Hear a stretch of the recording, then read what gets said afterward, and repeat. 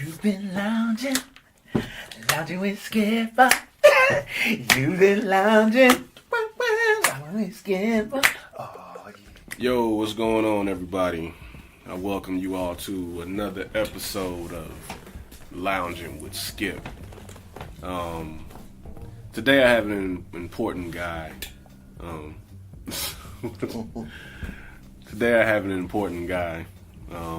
In front of me. We go back. Well, first off, this man, when I had recorded my first solo record with a friend of mine, producer C Natural, back in 1993, we had an interlude on there, and we was on there talking about chicks. And at that time, at that age, we're like, yeah, them, saying, man, these hoes, man, and woo, woo, woo.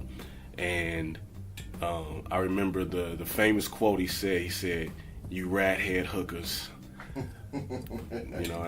I still have to find that. I mean, I have it, but I have to look for it. But I remember he was all like, "You rat head hookers," and it was me, him, and C Natural having a conversation. This guy is from St. Louis, moved to New York, and then from New York moved to LA. He's always been a DJ. Music producer, very much into the arts. He goes by DJ Boriginal. We got DJ Boriginal up in the spot, y'all. Yo, what up? I want to get into, you from St. Louis. What part of St. Louis you from? North County, Florissant area. Well, Florissant, I guess. Yeah, Florissant. Not even the area. Yeah, just Florissant. Mm-hmm. That's where I grew up. I think I've known you since probably 91, maybe? Yeah, around 91, 92. Yeah, something like that. Around there. We went to the same high school, Hazelwood East, you class of 93. Yeah. So tell me, what got you into music?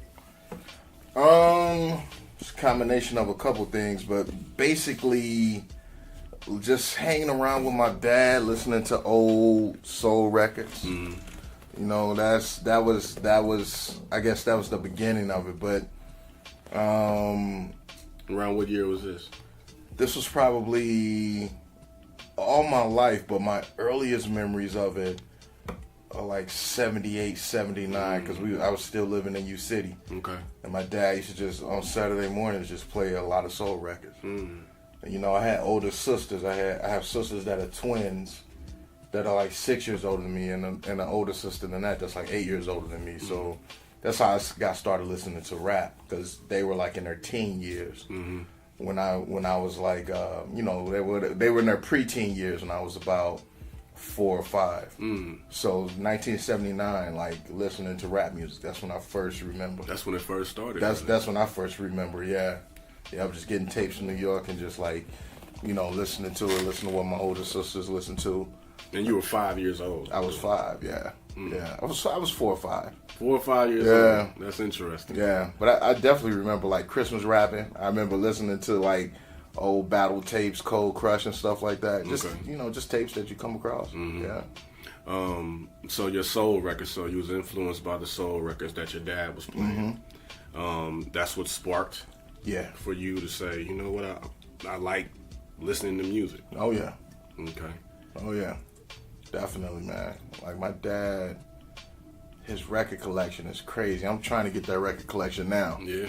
I got a bunch of his 45s, but his full albums he still has like in his possession. So I'm slowly but surely working on them. I'm gonna get those records, but I mean, he got enough records to fill this room up that we're in. Okay. So, I was always just listening to his records, man. Yeah.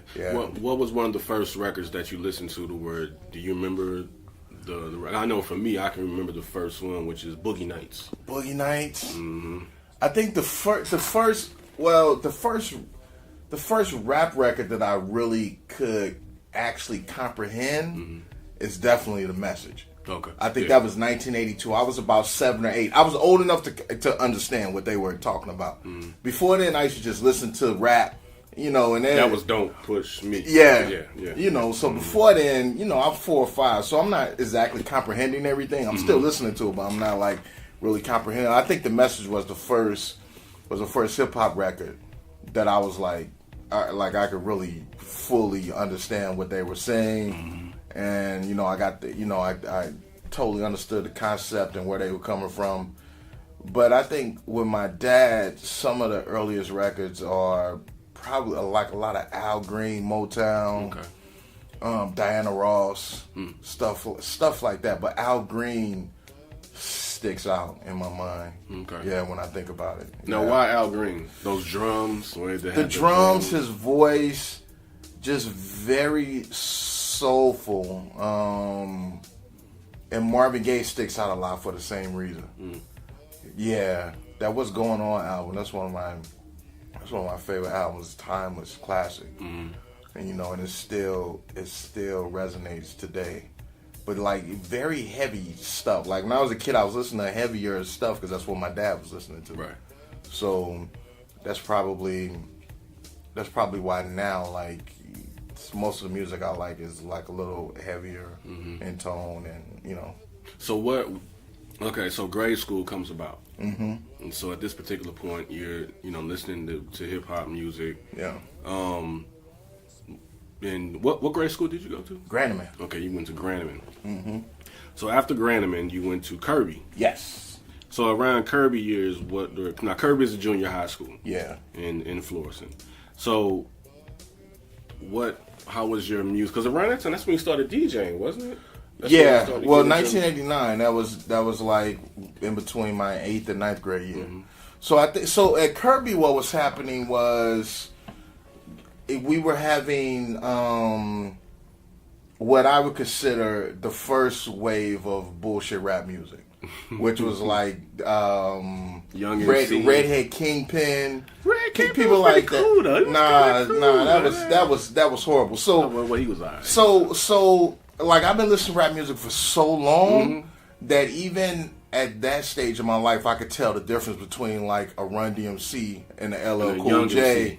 Yeah, exactly. And a Young MC. Like I had a very clear understanding that Young MC was bullshit and like Cool G rap was not. Yeah. You know what I'm saying? Yeah. So that was right around the time. This is where I always say Dr. Dre has saved rap music a couple times. That was right around the time when Eazy-E and them came out. Yeah. So in the 7th grade, I was listening to a lot of that. Like I was being heavily influenced by that. And on the flip side, like around the 8th grade, which would have been around 88, which is one of the most pivotal years in hip hop music, in my opinion. That's when I was in 7th grade. Yeah, man. You know, you had those Big Daddy Kane records. I mean, that, you know, like that kind of, you know, the Juice Crew, like all that stuff is all this stuff is important.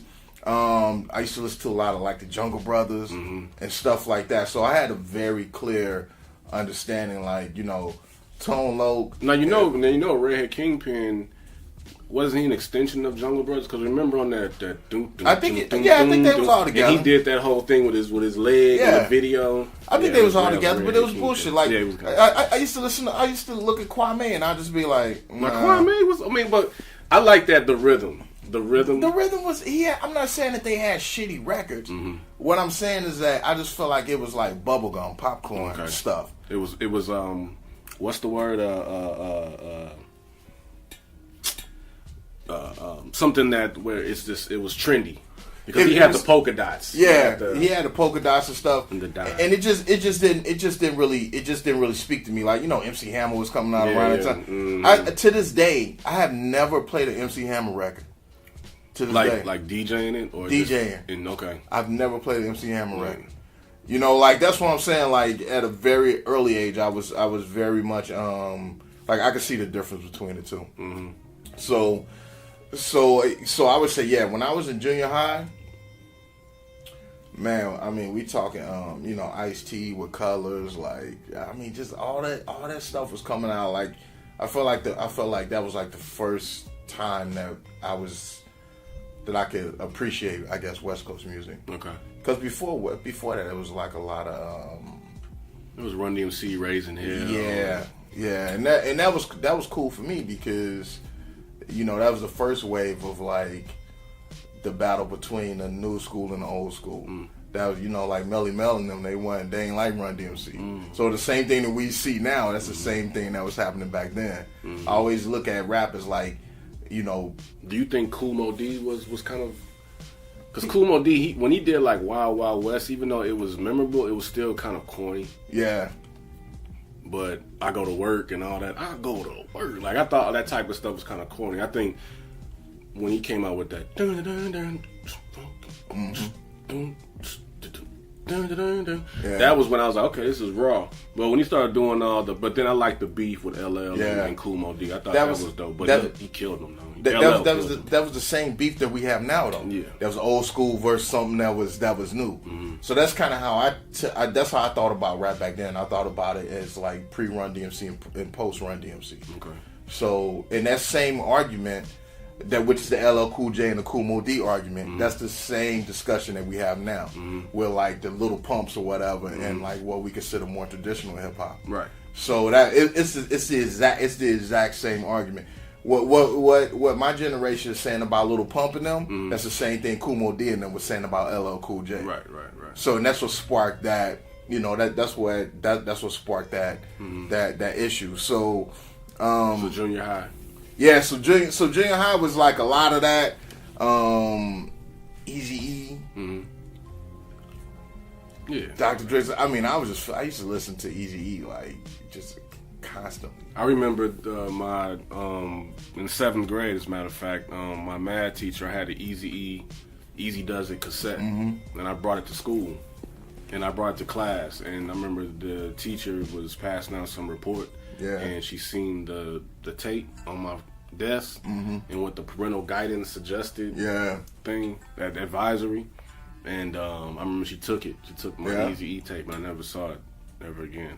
Man. So I say that to say that moment in hip hop was very pivotal. Yeah, it was important. It was for everybody for that time period. That was when people were walking around junior high wearing the Flavor Flav clocks. Public Enemy. Didn't you have one of those clocks? Yeah. You had one of those clocks? Yeah, and I had the African medallion. Yeah. So, okay, so junior high, so that was when all that. So then when you got to East is Hazelwood East, that's the high school freshman year. When did you get into starting to say, you know what, I think I want to DJ? Well, 89 was when I first got my Radio Shack set up. What kind of setup was that? I had that Radio Shack mixer. I can't remember the name. Like everybody had that mixer, and I had one decent turntable. I had like a Gemini turntable or something, and then I had the console turntable from the component system. So I had a component system sitting right on the right side of my mixer in the middle. Then I had like a Gemini belt drive turntable, which was like not very good, but that's that's all I could afford. So. Yeah. What'd you use to pay for that? Was that like allowance? Allowance and just allowance. Yeah, my parents, they never really bought me DJ stuff because back then everything was like not that expensive. You know, you can go to Radio Shack back then, you get a mixer for like $25. Wow. You know, so I just had to save up a little money. The Gemini turntable, I believe it was $100. And I just like cut some grass and like saved up money, and then I had the component system and house speakers. Okay. And that was like 89. So, and I had a bunch of my sister's records. Like I was already buying records back then. With my allowance, I would go to Grandpa's and I would Grandpa Pigeon. Yeah, Grandpa Pigeons. I would buy a record. And then in the same bag, I would steal a record. So that's what I was doing. Like I bought I Can't Live Without My Radio, and I stole the Fat Boys and Houdini. And I talked to Jalil one day from Houdini at this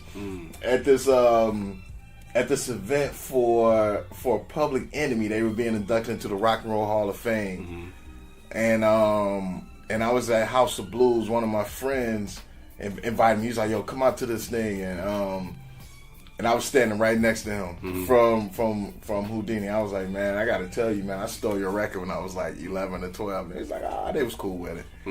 But, you know, I was already like getting records and stuff because I would just take my little allowance. I would go to Grandpa's. Like I said, I'd buy a record. Yeah. And the bags used to be so big. After they put it in the bag, then I would go back in and act like I'm looking for something else. No barcode? I can't remember if it was a barcode. Actually, I got some of the records I could look and see, but you know, it might have been. Yeah. But you know, the bag was so big, they would slide it in. I would act like I'm going back in and get something else, and I would like slip another couple records in there. So when I started, I already had like, you know, like a little record collection. I had like Ice-T Power. You know, I had which was a magnificent front cover. That's the one with his wife. Yeah. And, you know, I had Big Daddy Kane. I'm a huge Big Daddy Kane fan. Huge, like, gigantic, man. Huge Kane fan. So, you know, I had some of them records. And then Richard Lay, man. That was the first party I DJ'd. Yeah. Rest in peace. Rest in peace. I still think about Richard, like, a few times a year. I was DJing over at Los Globos. I was DJing a Twister concert. It was during Grammy week, actually. Okay. And I swear, it felt like Richard was standing right next to me, dog. Really? Yo. I think about Richard, like, not all the time, but every now and again, because it was just a memorable, that was my first party. I didn't have a driver's license. That was in Heatherton Apartments? Yeah. No, not Heatherton. The one on Bell Fountain, where my man Mike Martin used to live. We used to go over there all the time. I can't remember. It was what was it? What kind of? It was an apartment. Yeah. Oh, okay. But anyway, it was back there, and my very first party, Bobby Rose pulled a gun out. Oh wow! The very first part. I mean, my very first. What grade were you in? That was freshman year. I had freshman year. Right towards the end, I had one turntable, one mixer. And I had a cassette deck, a dual cassette deck, and I had a boom box. So, and I had a box of tapes. So what I would do is, I would, on my boom box, I had it sitting behind me. I would cue up the next song on a boom box, and then I would put it into, when I got it to where I wanted it to be, I would put it into the cassette deck, and then I would play a record. And then as that record is ending, I would hit play on the cassette deck and fade over to the cassette deck. Yeah. And I get the next tape out, cue up the next song. Yeah. Like I did that the whole party. Wow. And Bobby pulled that gun out. I was stuck behind the DJ table. I was like, oh man, I'm gonna die. So he pulled it out and he was like, nah, he was good. He was going to. But the dude that he was aiming at, who I don't even know who it was like ducking. He was like ducking behind some people. So Bobby was trying, he was like waving the gun around, and everybody broke out of Richard Lay's crib, and I'm stuck behind the table. And then finally, after I got out of there, I was literally the last person to leave because everybody just broke. They even broke his patio door when they was leaving. Like people was trying to get out of there. Right. So I ran out of there, and then when somebody called the police came. They wouldn't let me back into Richard's house. When I finally got back into the house to get my DJ equipment, somebody had stolen my box of tapes. Oh. So my first gig, a gun gets pulled out. I'm stuck behind the table, tapes and somebody stole. Dude, I had like probably at least 400 tapes. Damn. At least, because I had all them singles and I had full albums. So all of that got jacked. I found out that Spike stole. I don't know if you remember Spike. He was like 1 year older than me. I think I remember. Light skinned cat? Yeah. Yeah, I think. So then when Stephen Moore found out about that, he went and beat up Spike for me. Wow. Yeah, man, he blew Spike up. And then, but I never got my tapes back. Damn. I never got my tapes back. And that was the start of it, DJing for me. So, did you go on to like DJ any high school functions or? Never DJ high school functions. A lot of house parties, and a lot of I used to do a lot of those parties at like Wash U. SLU. So you was doing college parties when you was in high school? Yeah, I ended up doing a lot of that. I don't even know how I really even started. Yeah, I'm not exactly sure how I got I was getting booked for those shows, but getting booked for those parties, but I ended up doing, probably because I was cheap. I would do it for like $50 or whatever. And I was good enough. I mean, I was 15, 16, 17. Right, so you was getting it in early. Yeah, I mean, I was good enough for what at that time for what they was looking for. Okay. So that was always fun. So after high school, then what? Went on to college.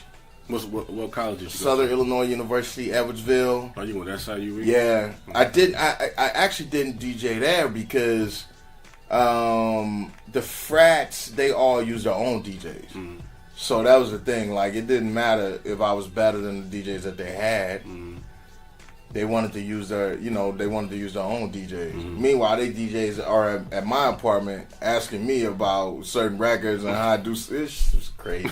It was all fucking politics, man. Right. You know what I'm saying? But that's when you learn the politic game. Yeah, exactly. So I was like, all right, well, it just is what it is. Right. So I was DJing, but what happened is I had a roommate from Chicago, and he the one that got me into producing. He's still a very good friend of mine. We talk all the time. Came down from Chicago. Make a long story short, we had a roommate. He was from one side of Chicago. We had a roommate that was from another side of Chicago. Those two sides don't work together, and they had some conflict. My man pulled a gun out on them. Oh shit! Yeah, exactly. All this at SIU, and of course the police got called. My guy got kicked out. This is in the apartment. Yeah. Man. I mean, he literally, the dude who he was having the conflict with, like, kicked in his bedroom door. My man had just had the gun on him. Like, one more step. One of my other friends, Tony Brown from McClure, who played basketball over there, he tackled the other dude, drug him out of the apartment. Our next door neighbors called the police, and make a long story short, my man who pulled out the gun got kicked out, and he ended up going to University of Illinois. What happened when he got to University of Illinois, he met another guy there named Micah. All this was 1995. Micah had an ASR 10. Micah still is one of the best producers I know. But he literally just fucking around with it. I mean, but he is incredible. Like, when I say incredible, I mean, even after all these years, like, it's just something that he never really pursued as a profession. But you talking Dilla before Dilla? This dude. Okay. And he is still incredible. Okay. Like, I'm blown away by these. But he just never, I'll be like, yo, send me some beats. And he just, he just won't do it. So, college, so you started getting into production. Yeah. What was the first thing that you got as far as starting to make beats? I didn't actually get any machines to make any beats that I owned until I moved to Los Angeles in 2001. Okay, so we jumping ahead. Yeah, so when I was in college, I used to go to Champaign, Illinois, like every other weekend. I would use the ASR that my man O had from the guy Micah. Okay. So that's how I started learning beats. That's how I started making beats. I used to go to SIUE, to their music library. I would check out a bunch of stuff that I thought would be cool to sample, a bunch of records on Friday. I would go up there on Friday. With the records. That you rented from the library. Exactly.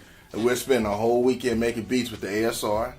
And then I would come back on Sunday, and then Monday I would return the records. Like, that's what I was doing. School shit. Exactly. So that was 95 all the way until 97. Around 96, 97 is just when I met J.E. Up at Saints. Okay. So J.E., for those that don't know, J.E. is the producer of Country Grammar. Yeah. Okay. So that's when I met J.E. in 97. Spud. Yeah, 96, 97. J.E. Spud, Ali, Nelly, like all them dudes. It was right around that time. And J.E. was using an MPC 60. So he told me a lot about the MPC 60. What year was this? Was this around the time when Yeah, it was right before that. Okay. It was right before they were recording those records. Okay. When I had just met them. Okay. When I had just met J.E. and Spud, they was like you know, recording all those records back then. So J.E. showed me a lot about the MPC 60. My man O, who I told you with the gun, who got kicked out, he was still using the ASR 10. We were all in a group, not J.E., but O, Micah, myself, Boondocks, and a couple other people. We had a group called Just Us League. Okay. And it was dope. We used to do shows around Chicago. I mean, we was like, you know, starting to make a little bit of noise. And so I was kind of learning both of them around the same time. But what happened was, and I was still DJing, but what happened was I was in college. I didn't have a lot of faith in the music. You know, St. Louis was developing a sound that I didn't really like because I'm more of a traditional hip-hop listener. Yeah. Just because I had been listening to it so long, like that's just what I like. And the sound that was being developed in St. Louis was not a sound that I was really like that into. So after I graduated college in 1998, I moved to New York. Now, first off, what'd you get your degree in college? In finance. I have a finance degree. You have a finance degree. Yeah. You know what I'm saying? Finance bachelor's degree from SIUE. Yep. Graduated in 98. Okay, so you moved to New York. Yep. So I moved to New York. I'm DJing my ass off. Now, all this time, I've been DJing like all these years since 1989. In 1998, when I hit New York, like, I graduated, I had a full-time corporate job. I was making $27,500 a year. That ain't shit in New York. Like, I was dying. So I was working my corporate job. When I got off at 6 o'clock, I would walk down to the Sports Authority on 51st and 3rd Avenue, and I would unload the trucks. I would do that. I was customer service, you know, like I would help people look for shoes and shit like that when they come in the store. You was doing all kind of, okay. Exactly. And then when the store closed at 9, we got truck delivery, so then I would unload the trucks to 10. And then on the side, I was also DJing in New York. Like, I was doing all that to make ends meet. You know, homeless. Like, it was a time, you know, it was times where I ain't had nowhere to live. I was living at the YMCA. Like, you know, just doing... Do y'all hear this? Yeah, that's what I'm saying. Like, you know, just doing whatever I could. You know, no air conditioning, sitting on the subway on hot days, riding the train from the Bronx to Brooklyn, Brooklyn to the Bronx, back. Just because, you know, I had no money, I had nothing, and I was barely. And I'm somebody with a college degree and a full-time corporate job, health care, and all of that, and I still was like really not surviving. So, and I was DJing, and through that, I joined the record pool, and that's how I met Chuck Chillout. Okay. So, Chuck Chillout is somebody that I looked up to as a DJ. Now, for those that don't know, a record pool, what is that? A record pool is a place where...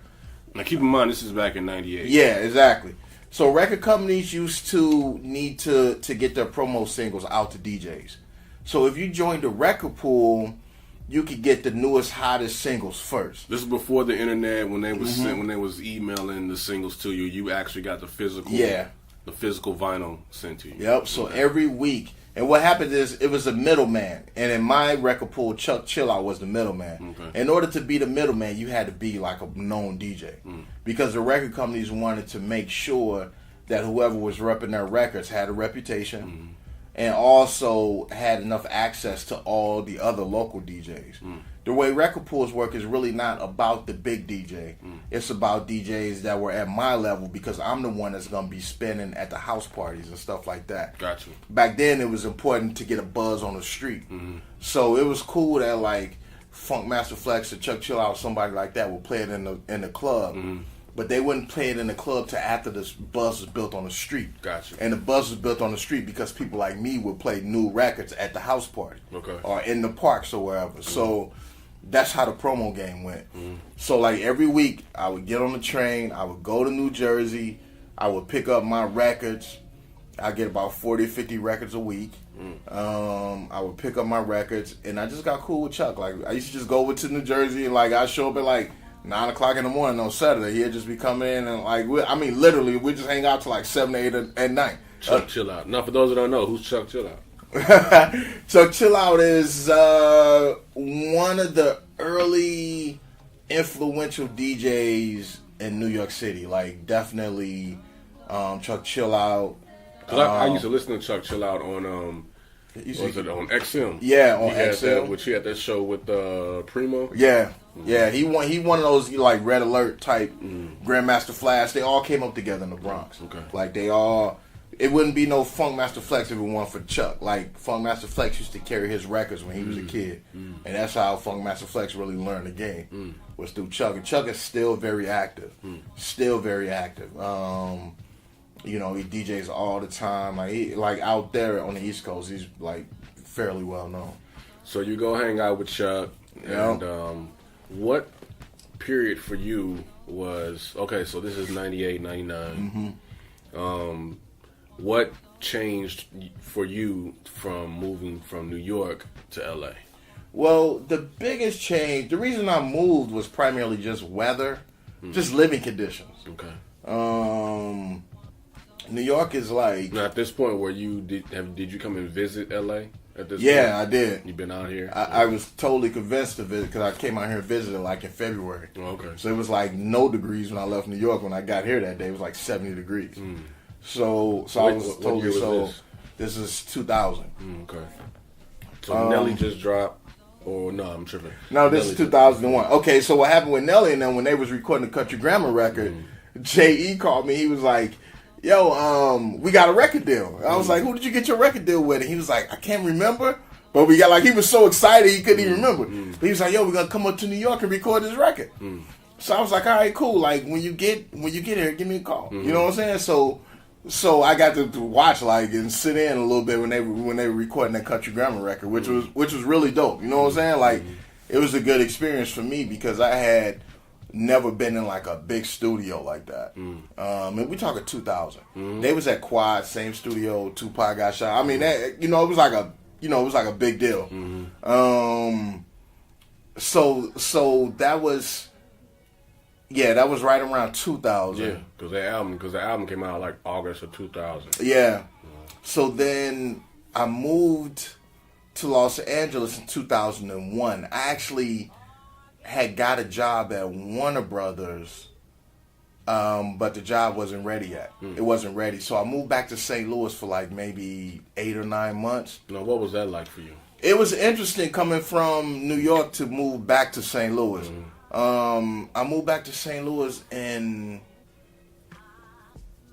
I think it was right at the top of 2001 because then I moved to Los Angeles. I moved out to Los Angeles like in August of 2001. So it was interesting. I definitely had a different, St. Louis looked different to me after living in New York. Like I feel like it was way slower. I feel like it was a lot less. Like again, we talking 2000 St. Louis. Like St. Louis is cool now, but you got to think about it in those terms. It was just after living in New York and then moving back to St. Louis. Pace. Yeah, I really realized at that point that St. Louis was like somewhere that I didn't want to be. I felt like maybe I had outgrown it, and not in the negative sense like St. Louis is shitty because it's not.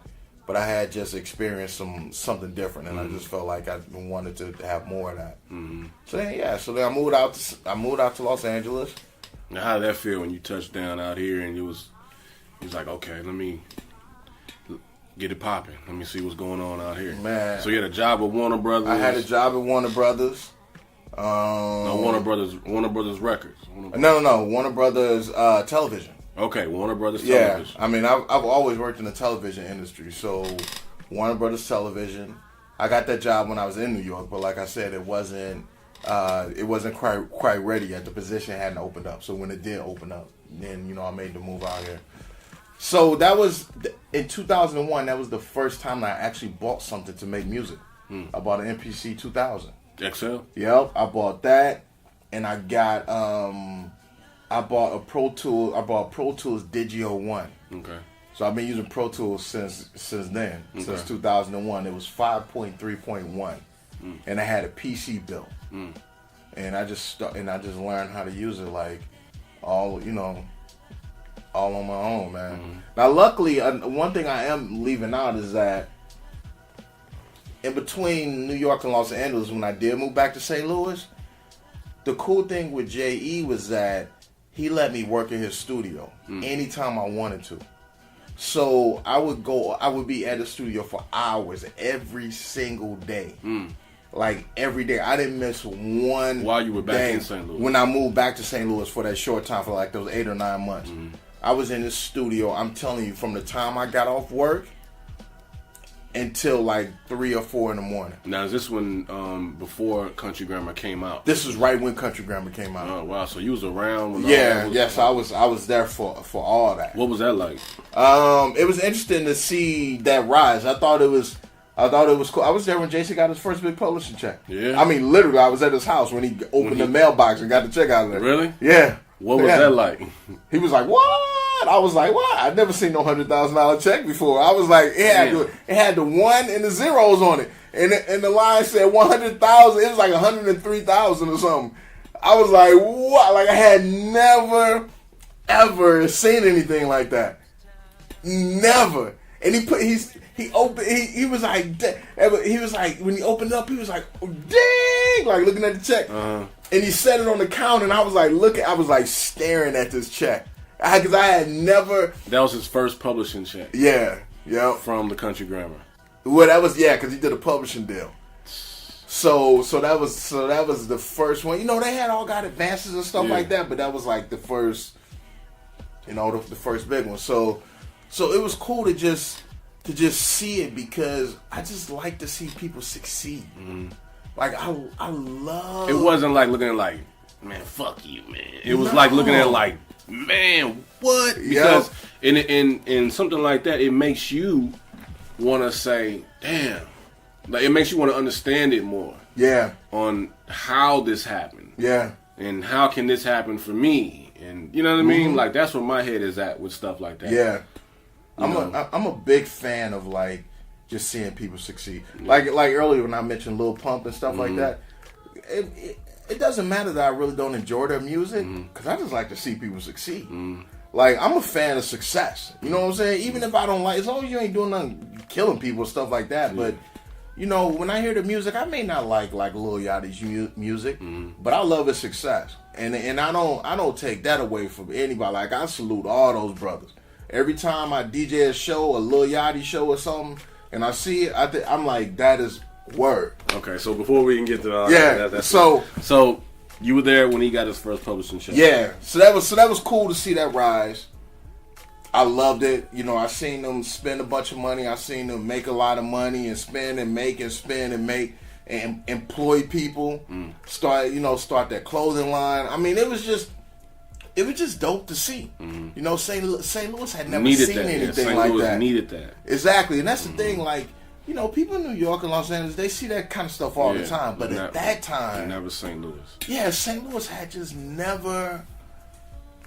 It gave us hope. It gave a lot of people hope. And like I said, it was cool to see somebody. It was cool to see somebody like Nelly, who I thought was like very talented, but I wasn't exactly sure like what that talent could manifest into. Like I just think he's like a charismatic, talented kind of guy. I figure like he pretty much do anything, because he just has this thing about him that's very that like screams like success. Like I think this dude could be. Like he could have probably, if he was a lawyer, I think he would have been successful. He just has like this something about him. Yeah, just something about him. So it was just cool to see, because remember, I met them at Saints in the recording studio in 1996.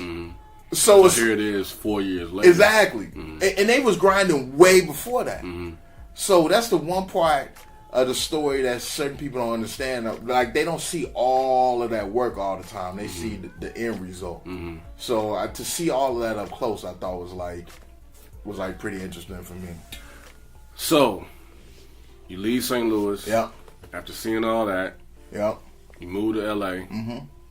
Start working for Warner Brothers. Yep. Warner Brothers. Television. Yep. Making music on the side. What was a certain turning point for you musically out here in LA? I think when I met Prodigal Son, that was probably. Now, who's Prodigal Son?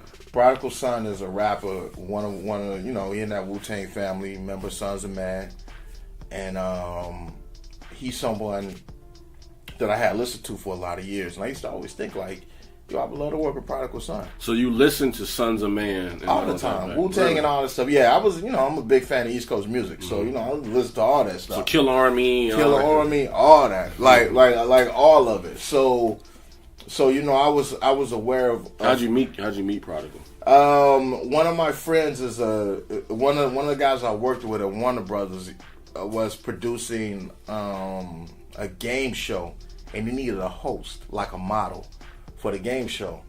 The model one of the models that he was gonna hire, she was dating Prodigal. Okay.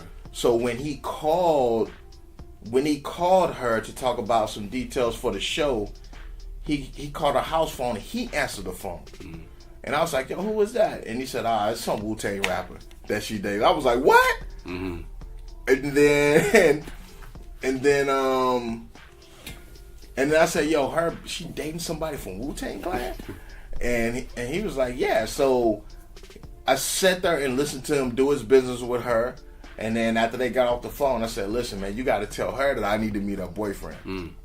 So he gave me her number, and I called her like out the clear blue sky. I was basically begging to meet Prodigal, begging. She was like, I don't really know. He don't really meet people.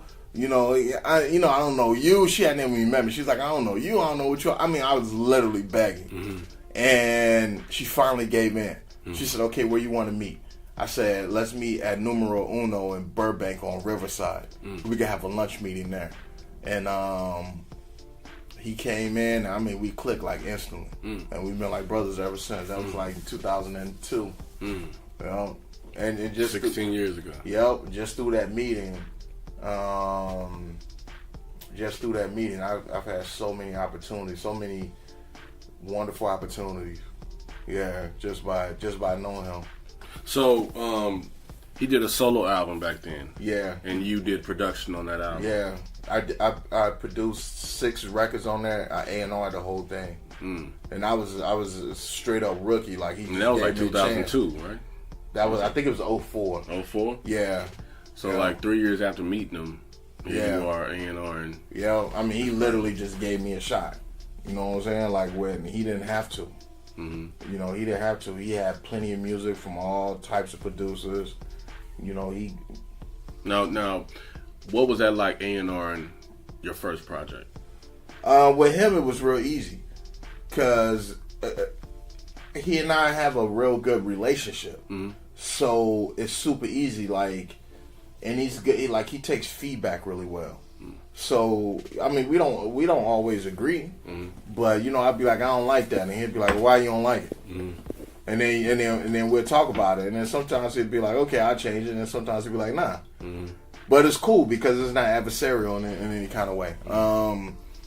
So I thought that was really fun. It was through an independent record company called Free Agent. So, which is another reason why I got a chance to A&R that, because they just didn't have a lot of money. So it was all hands on deck. You know what I'm saying? Like, so I was in with the marketing, A&R, produced a bunch. I sat through every single mix session. You know what I'm saying? I went to the mastering session when we put the album together. Like, so for me, it was like a crash course on how to make an album. Because like I said, not only did I produce it, but we recorded a lot of it at my house in Glendale. Like in the bedroom. This way before people was even doing that. Like literally, we set up a mic and we recorded probably about half of the record, like right there. Now, what's the name of that album? So if people want to go back and listen, they can pull it up. Return of the Prodigal Son. Return of the Prodigal Son. Yep. Okay. And so most of my production work has been with Prodigal. Okay. So that was 2004. And then right after that, I started getting like very much like heavily into DJing. Like, and that's when you started like DJing. Like I noticed you DJ these, you open you like the open DJ for these artists that come in and perform at these venues. Yeah. Now, can you go about? I mean, I know it's a long list, but can you name some of the DJ or some of the artists that you've opened up for? Oh man. That you've opened up for. Yeah. It's a lot. It's a lot. I can give you some. Pretty much everybody. Like, pretty much everyone. I would say some of the bigger ones like Game, French Montana, Cameron. I'm just thinking about the list. Of course, like all the Wu-Tang people. Like I done so much Wu-Tang stuff. It's not even funny. So all that. Every time Mobb Deep would come to town, I would DJ all the shows.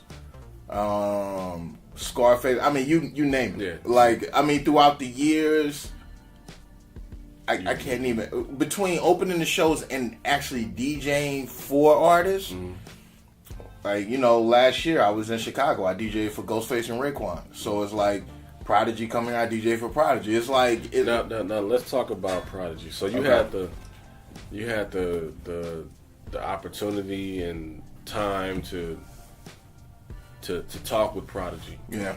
And you met him. How was that for you? It was dope. I think I'm pretty sure I recorded his last verse. I'm pretty sure. I mean, he might have done. Now he passed that week. He passed that week. That week. Yeah. You met him. Yeah. Well, I haven't already met him before and all okay. that. But the week that we had the session, it was for Big Twin, and it was at Quad. Actually, it was at Quad in New York City. It was during that session. That session was on, I think, a Saturday night, either Friday or Saturday night, and he passed the next week. So I'm not aware that he recorded anything throughout that week. So I may have the last verse. If I don't, then I got one of the last. Yeah, and it was great because not only did we get that song done, but we actually had an opportunity to shoot a video for that song too. The very next day, he was like, I mean, it's just because artists never do that. The very next day, he was like, yo, I want to shoot this video. So, it was for a song that I produced. So that's what I'm saying. Like, all the stars lined up. So where is that song, and when can fans? It'll be on Twins' next album called Grimy Life. So it's the Twins, Big Twins. Yeah. So Twins. Yeah, Big Twins. I call them Twin. Okay, so it's on the artist Big Twins. It's on his album that's coming out. When's that album coming out? I don't know. He ain't done with it. He was just out here. He recorded a whole bunch of songs with Alchemist and Evidence and stuff. So he probably got about 3 projects on that. Well, then the video's recorded and everything. Video's done, but it's not out. It's not out. Video's done. What are the odds of that? The odds of recording the song and doing the video the next day. The next day, I know, right? He passes away the next week. Yeah. And then we went to. He was doing the whole reason why I was actually even up there is because he was performing that HNIC record with the live band at the Blue Note. So I was like, I told Twin, I said, yo, I'm coming to the last show. I'm coming up there because I want to see this. And that was the last Prodigy show I ever seen. You know what I'm saying? But he performed HNIC with a live band. Yeah, he did the whole thing front to back. So that was the whole reason why I was up there. But that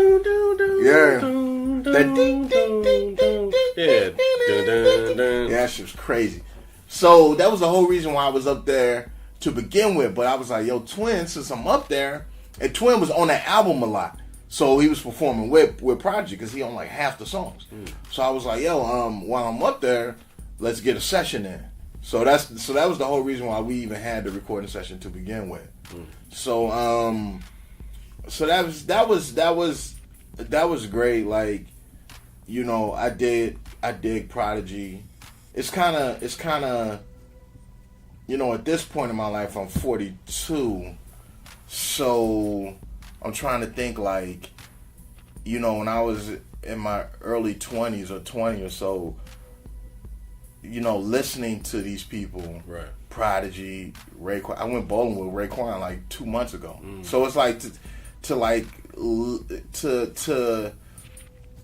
to go from like listening and being a fan of these people to sort of being able to work with them or DJ or whatever, have some sort of interaction. It's one of those things that I appreciate, just because I'm a fan of their music, but I'm not like I'm not like in awe of it because it's something I had already expected. It's crazy. It's crazy you say that because me being a barber, back in July when I cut up the RZA. I mean, I'm cutting them up and doing what I need to do. You know what I'm saying? But in my mind, I'm thinking, this dude produced all those records. Yeah. Oh yeah. But I have to like draw that line between like, okay, I'm here doing a job, and I feel that whole as far as like I'm just in awe. Yeah. That I'm even right, but I'm still doing a job. Yeah. That I'm here to do. But it's an amazing thing, and that's why I wanted to do this podcast, was to just let people know that may want to move, from wherever they are to LA, or to just chase their dream. Yeah. To step out. I mean, for years, come on, man. For years, what I'm saying, you, Jack, C-Nat, for years, like, so when you coming out, man, out, like, oh man, and it got to a point where y'all wasn't even asking no more. It was just like, if you're gonna come, you're gonna come. If you're not, all right, you know what I mean? Yeah. And it was just one of those things. So that's what this podcast is for people to just hear these types of stories, to know and let them know, like, hey, you know what? I can leave. I can jump out there and see what can happen, and never know what can happen. You know what I mean? The world is, the world is in your hand. Just go for it. Yeah. I mean, you never know. I like, much like yourself, I listen to Wu-Tang records all the time. In 2004 or whatever, RZA produced a single with Prodigy. I had the B-side of it. That's crazy. Like, I would have never, in my wildest dream, shared a single with RZA. Like, that doesn't even... Now let's talk about business. Yeah. So how does that work? Okay, so with publishing, with ASCAP. So who are you with? You with ASCAP? Okay, so how does that work? So a record like that, you do, it's on the B-side of that record with Prodigy. You get that song registered with ASCAP as a writer's share, your writer's share, and your publisher's share. Certain things like that. So whenever it's played, you get paid. Correct? Yeah, that's how it's supposed to, Okay. Well, wherever it's played, nowadays, if it's streamed or if it's played or whatever, placed. Are you happy in how things have worked for you musically, as far as, with that being, taking place, as far as like your songs being registered and things like that? Do you look at things like, and from going back seeing how J.E. got that $100,000? Do you look at what it is that you do and, feel like you reap the benefits of your work? I don't know. I don't really think about it in those terms, because, I mean, of course there's money there. I still get ASCAP checks from stuff that I've done. But I don't really think about it in those terms, because I mainly do music because I like it. It's not really, for me, it's not like a money sort of thing, and it's not about really fame or anything like that. I just do music because I like it. It's an outlet. Yeah, like it's fun and it's creative. I like to put out records. I have my own record company. I like to put out records. Talk about that. Yeah, so my record company, Sound Unity Entertainment. I put out records. I have artists like Big Twin is another artist that I used to listen to on all those Mobb Deep records. And I actually called his manager one time in like 2007 or something. I asked him how much for a verse, and I couldn't afford it. You know what I'm saying? It was too expensive. But I remember hanging up the phone and saying to myself, I'm going to work with him one day. You know what I'm saying? And bang, now it's one of my homies, one of my best friends, and I put out his records. So that's what I'm saying. It's like, when you think about like what you were talking about earlier, as far as chasing your dreams and really directing your efforts towards achieving your goals. You, in my mind, you have to determine like what your goals are. one of my goals was like making a bunch of money and being rich was not a goal of mine. Working with people that I respect and having fun doing music, that is a goal of mine. When I first moved out here, and I would go to places like the Key Club or like House of Blues, and I would hear the DJ that was opening up for the shows, like I would literally just visualize myself doing that. And then I directed my efforts towards doing that. And now guess what? I do that. So that's what I'm saying. It's like, it's not one of those things like, you know, it's that myth like, oh, you could do anything you set your mind to. That's not exactly the case. Like, one of the greatest assets in life, or in my opinion, is understanding what your limitations are. Because there are you can't just do everything. I'll never turn into Michael Jordan no matter how much I practice. I'll never be in the NBA. So if you understand what your limitations are, then you'll better be able to either overcome them or figure out something else. So that's something I learned that I personally learned early on. Like I feel like I'm more of a realist about how the world works. You know, I don't feel like I'm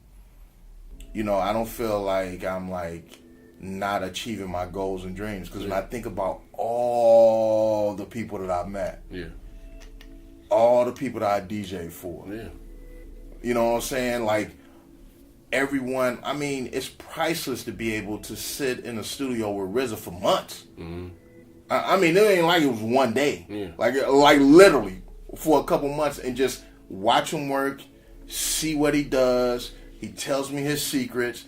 Like, we share stuff like that. He's like, yo, here's a drum kit. You know what I'm saying? So those kinds of things, like, are invaluable to me. And I'm saying that only because I'm talking about myself. Someone else may say, I don't care about that. I want the fame and the riches and the money.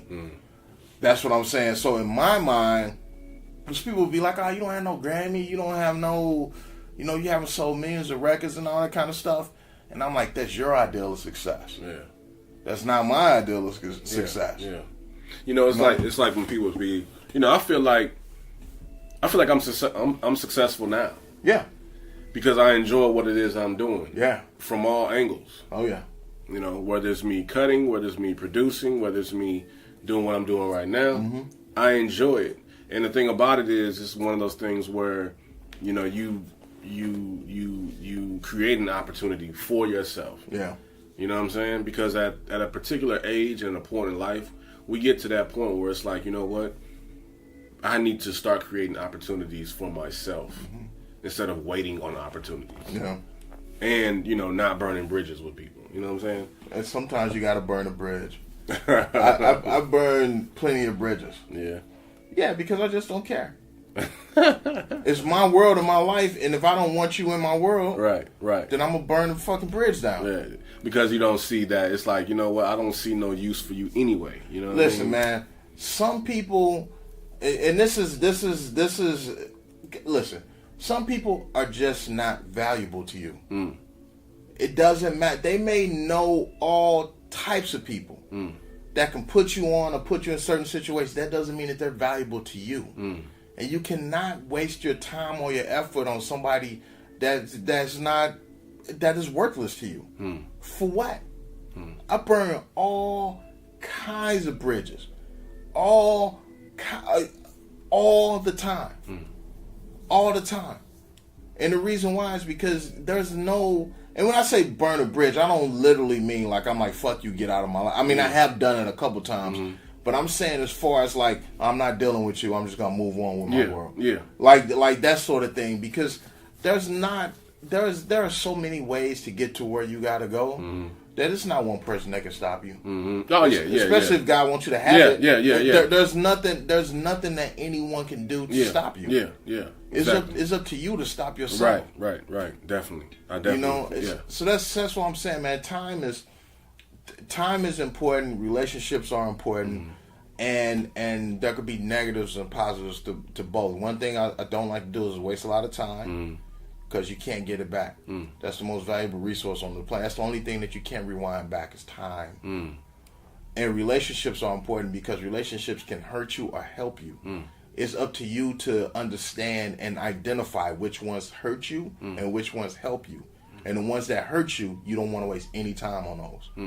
Get rid of them ASAP. And the ones that help you, those are the ones that you develop and nurture. And you put your time and direct your efforts towards that. And when you start doing that, you'll see that those relationships, no matter if they end up being friends or not, they can still help direct the paths that you want to go in a positive direction. Right.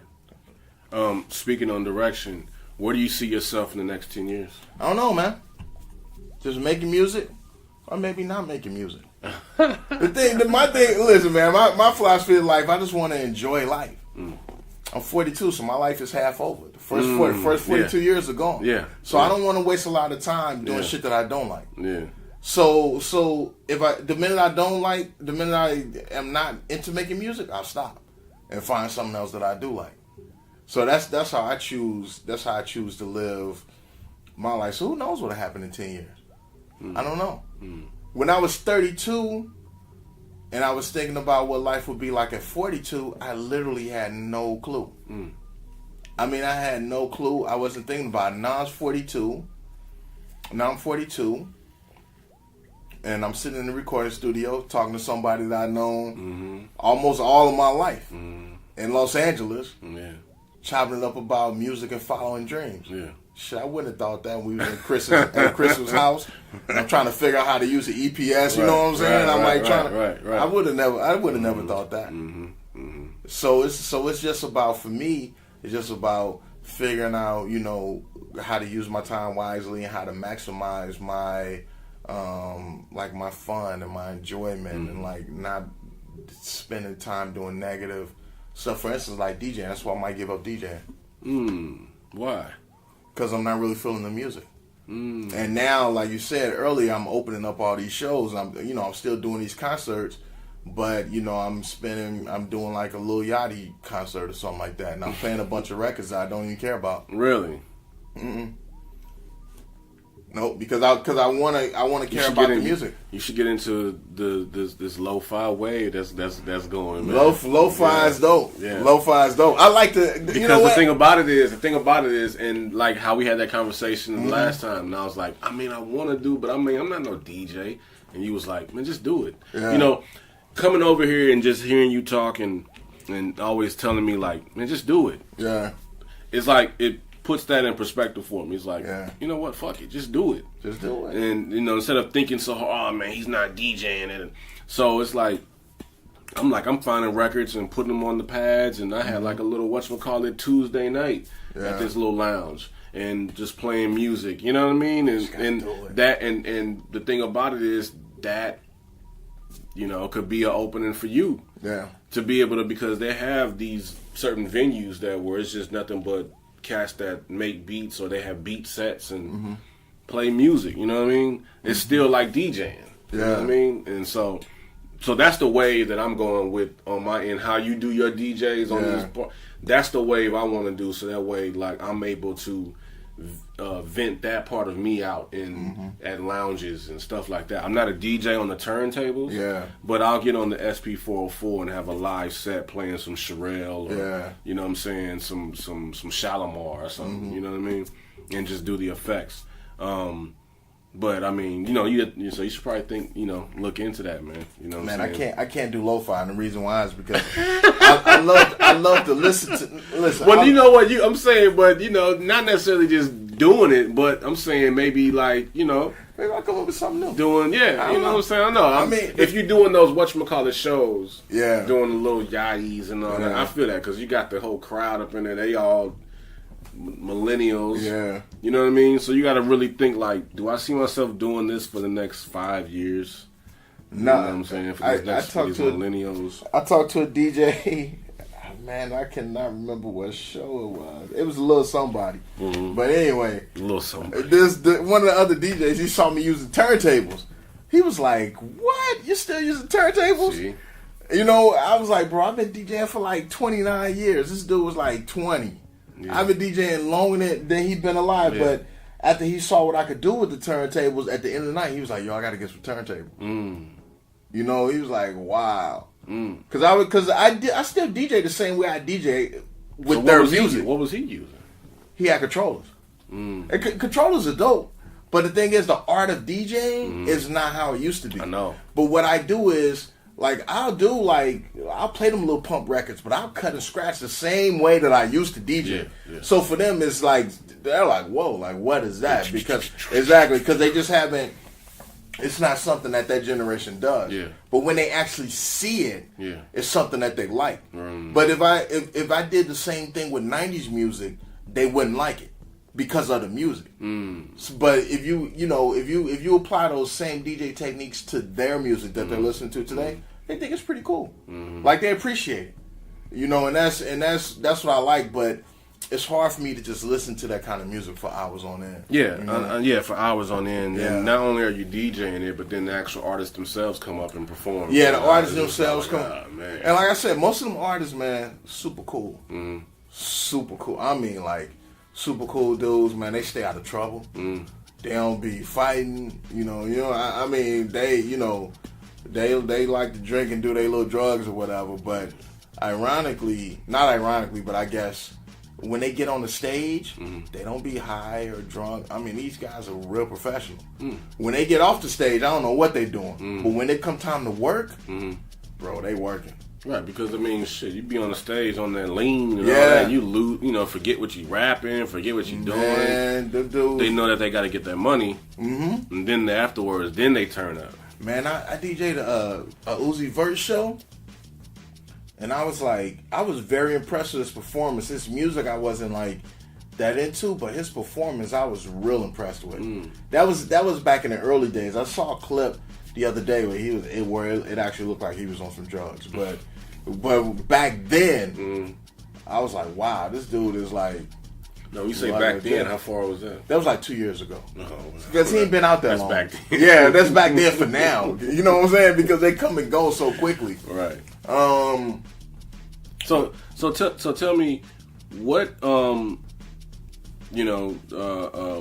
an up and coming DJ or someone who inspires to do what it is you do, what would you tell them? Well, for one, I would tell them to practice a lot. And I would tell them to figure out what style of music they like, and just go as deep as they can into that one style, and get very, very good and very, very versed at that. And once they do that, then start expanding out and using those techniques that they developed into other forms of music. That's primarily what I would tell them as far as developing their skill. Now, developing their business is different. It's all about networking and who you know. So, you might have to take some of those little parties for $50 or $60 or whatever. DJ for free. If you part of the new generation, go to a place like Diamond Supply Store or Dope and see if you could DJ there on a Saturday for free on a Saturday afternoon for 1 hour. That's out here? Yeah. Okay. Or whatever town that you in. Find like where your people are at, the kind of crowd that you want to appeal to, and just immerse yourself into that crowd and start developing those relationships. Because like I said, the relationships that can help you, those are the ones that you want to nurture. And that's how the DJ business works. It's all based on relationships, which most of these, most businesses are that way.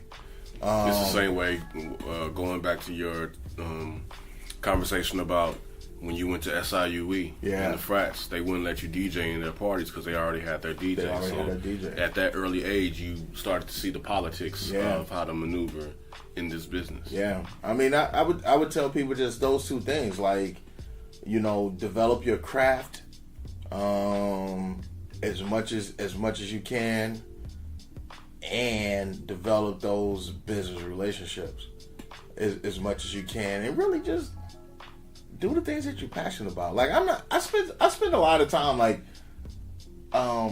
trying to do different kinds of beats and all, like, just trying to come up with stuff. And finally, about 10 years ago, I said, I'm just gonna do what I do. Yeah. I sample stuff, and that's what I do. Right.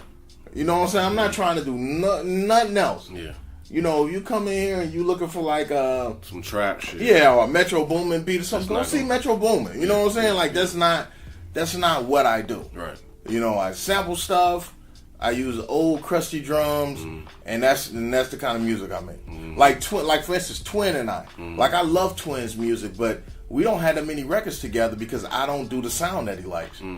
You know, what kind of sound does he like? Him and Alchemist, like he likes the Alchemist sound. That shit. He likes that Queensbridge sound. That's where he's from. He likes that Mobb Deepish sound, which is primarily. But you make that. But you can make. I can, but it's not something that I normally do. What kind of vibe would you say you normally do as far as on production? I would say it's more soul samples. You know, I mean, it's very much. I don't even have a Wu-Tang sound. To be honest, it's just Prodigal is like he likes that soul kind of sample sound. So, but I don't make like a sound that like, you know, like Jezza would rap on. Like that's not what I do. So if you ever listen to Prodigal records, like one of the things that he would get dinged for when we first started making records is that when you listen to him, you're not getting a Wu-Tang sound, like that typical Wu-Tang sound, because I don't do that sound. You know, I like what he likes, what I do. I like what he does. So. And that's the same thing with Twin. Like, we have a few records, but we don't have a lot of records because he likes that Alchemist sound. He likes that Queensbridge sound, where Alchemist and Habit created, like, that's what he likes. So, and that's like I said, that's not a sound that I typically do. So, and it's not a sound that I guess I could do it if I put my effort into it, but for what? It doesn't come natural. It don't come natural. So it's like, I'm not going to spend my time. I told you about time. Like, why would I spend all day trying to do that when I can just do what I do in 20 minutes? We can make a record. It's like sitting there making all these beats, trying to like appeal to someone, and then they be like, nah, I'm cool. So then you just wasted your time trying to make these types of beats for this type of artist, and they still was like, nah, I'm cool. Yeah. Now you just wasted your time. Versus if you were just you, did the beats that you did. And then whatever artist comes across, okay, let's rock. Yeah. You know what I mean? Because it wasn't like you wasted your time because you still are doing what it is you do. Oh yeah. You know what I mean? Yeah. I'm always do what I do. Yeah. Man. Yeah. I'm always do is exactly what I do, and I don't really care what anybody else says, because if they want a beat to sound like something else, then go find that beat. Don't ask me to make that beat, because that's not what I do. Like, I wouldn't walk into McDonald's and ask you to make double stack. Yeah, exactly. Like, I'm gonna go in there and get what McDonald's got. Yeah. And I'm not expecting them to make me a Subway sandwich at McDonald's. I'm expecting them to give me McDonald's stuff. Right. So you come see me, then this is the kind of beat that I have. If you don't like this kind of beat, then go find the beats that you like. You know, that's like that. Even with XP, which is the Latino artist that I work with. He's another one. I only did like 1 or 2 records on him because he likes other kinds of music. So I try to find music that fits him, like stuff that he would like. So, you know, just to wrap everything up, how can artists reach you? How can anybody reach you if they want to contact DJ Boriginal? Instagram, DJ Boriginal. My clothing line is Street Structure, so you can Instagram Street Structure. You can Facebook DJ Boriginal. My record company website is soundueonline.com. That's sound, the letter U, the letter E, online.com, or you could go to djboriginal.com. You can find me all those places. So are you looking for artists now at this particular point? If you run across, I'm always looking, because as a DJ, I'm always looking. I'm always looking, because people just have dope stuff. As far as putting out new artist records, potentially, I'm always looking. So you got a Gmail they can reach you? Yeah, you know what? You can email me at djboriginal@soundueonline.com. Okay. Yeah, but just, you know, you can go to my webpage or you know, hit up Instagram or whatever. Just, you know, I'm always open. Now you just put an album out. Yeah, I put a compilation album. And what's the name of that? Archives. It's called Archives. It's a bunch of records I recorded with people that never came out. So it's Keith Murray's on there. I got G-Dub's last verse. So, you know, G-Dub is on there, of course. Prodigal, Twin, G King, BK, Cashmere. Like, I got just a bunch of records that I made with people. Okay. That I just had in my archives. Mm. So I might put another one out too. Okay.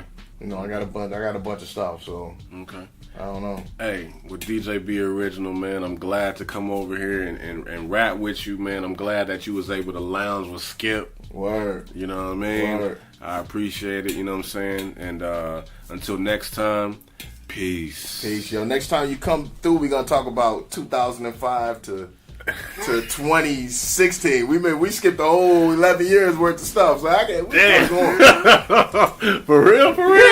Yeah. We talk some more. Okay. Okay. Peace, y'all. All right, peace.